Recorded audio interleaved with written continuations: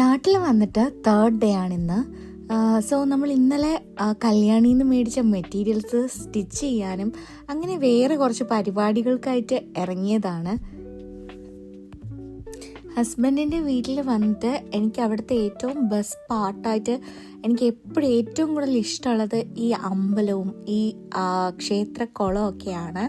ഇത് ഋഷിമംഗലം എന്നാണ് ക്ഷേത്രത്തിൻ്റെ പേര്. അതിനോട് ചേർന്ന് തന്നെ ഒരു കുളമുണ്ട്. വളരെ ബ്യൂട്ടിഫുൾ ആയിട്ടുള്ളൊരു സീനറിയാണ്. അവിടെ ഇതുപോലെ കുട്ടികളൊക്കെ കുളിക്കാനൊക്കെ വരാറുണ്ട്. പിന്നെ നമ്മൾ അച്ഛനെ പിക്ക് ചെയ്തുകൊണ്ട് ഉച്ചയ്ക്ക് മദേഴ്സ് വെജ് പ്ലാസയിൽ നിന്ന് സദ്യ കഴിക്കാൻ വേണ്ടിയിട്ടാണ് പോയത്.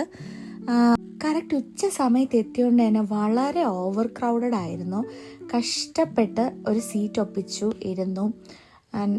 ഭയങ്കര ക്രൗഡഡ് ആയിരുന്നു. ദെൻ അച്ഛനെ തിരിച്ച് കൊണ്ടാക്കി.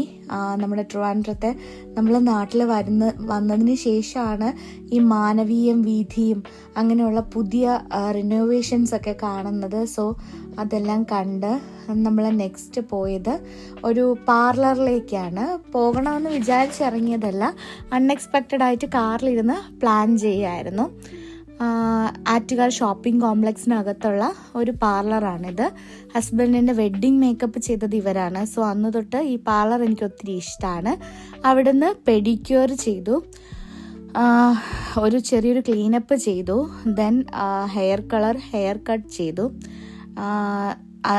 ഇതെല്ലാം ചെയ്തതിന് ശേഷം വളരെ ലേറ്റായി വീട്ടിലെത്തിയപ്പോൾ.